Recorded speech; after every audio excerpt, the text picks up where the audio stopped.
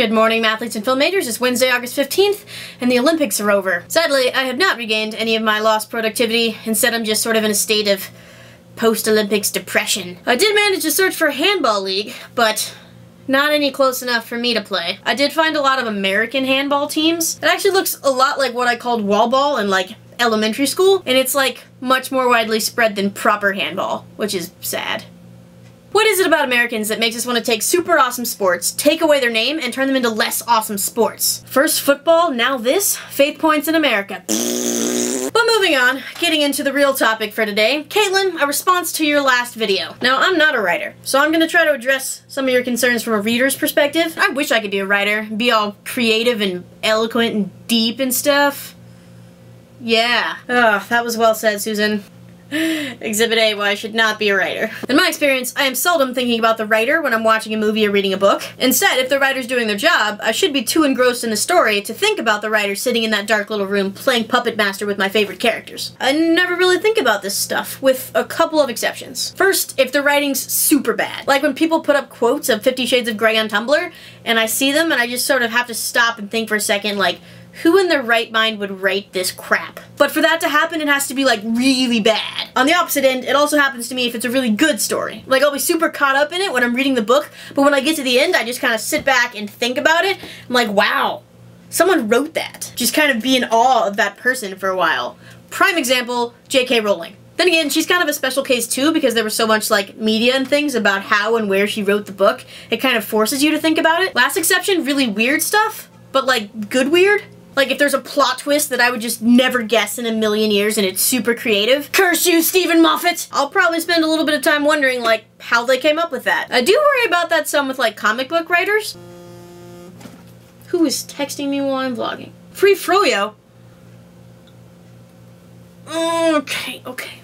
Alright, video first. Like we're lucky whoever wrote the Joker into The Dark Knight isn't actually a criminal mastermind, because that guy could cause some real damage. But besides those few exceptions, for the majority of things I watch or read, I'm not thinking about the writer. And as for Mary Sue characters, I think we all have the tendency to think that people are writing about themselves, even when they aren't. That's just gonna be hard to avoid. Like, rationally, I don't think that Michael Fassett is supposed to be you, and yet that's exactly where your parents' minds went. And I can think of plenty of books or movies where I think that the plot is somewhat semi-autobiographical. That doesn't mean it is. And as for Bella Swan / Stephenie Meyer, no one can really accuse her of being too perfect. Instead, we just accuse her of being a weird chick with a vampire fetish. So I guess as a reader, I don't have any great advice to offer you other than don't overthink it. I'm certainly not at home overthinking it as I'm reading it. Write what you want to write about and just keep pushing through it. But I can still relate. Although I'm not a writer of any kind, I feel the same kind of nerves about making this video blog. First of all, writing has some level of anonymity.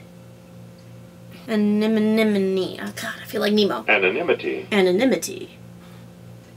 Writing has some level of anonymity to it. You never really get to put the face behind the name. For the most part, I don't know personally, nor will I ever meet any famous screenwriters or authors. So if I just saw one walking down the street, I probably wouldn't know them. I couldn't go up to them and be like, hey, nice intimate scene in that last movie. Was it based on a true story? Whereas in these videos, there's nothing to hide behind. After you watch this, you know me, at least in some form. I hope I don't say anything stupid. Second, I'm nervous because I'm kind of going outside my area of expertise here. No one at my school does anything even close to this. We don't have film majors. We barely have any humanities majors. So when people hear that I'm doing a video blog, they get a little bit judgy without even seeing it. And that's hard for me because, like, while math may be my first love, I love making videos just as much. If I'd discovered this in high school before I'd picked a college, I probably wouldn't be where I am right now. And I don't just mean these vlogs. I also make a lot of music videos or just little sketches just for fun. And all of these things that I'm making, I make without help or teaching or expertise of any kind. Not gonna lie, taking some classes in this first probably would have been better. And finally, I want people to like me. I think that's a fairly common wish in life. My goal in these vlogs is to be entertaining, but also to get my personality across. But there's a high probability that you just won't like me. That if we knew each other in real life, we wouldn't be friends. And I'll be the first to admit, I'm awkward. Let's call it eccentric. When I introduce myself to people, I tell math jokes, and my hobby is making videos that strangers on the internet watch. My favorite TV show is about a 900-year-old alien who flies around in a police box, and I recently became obsessed with a sport that most Americans haven't even heard of. And I'm ginger. Would you like to be my friend? It doesn't always go well.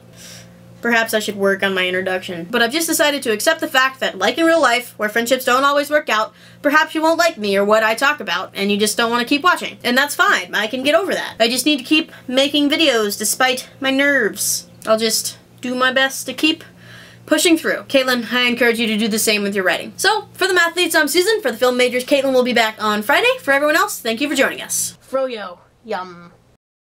First of all, writing has some level of Writing has some level of anonymity to it. Anonymity? Is there a way you can say that without making it take 5 seconds? Anonymity. Anonymity. Can I just say anonymousness? Is that a thing? Can I say anon? No, that's Tumblr. Okay. So I guess as a reader, I don't have any great advice to offer you. Puns.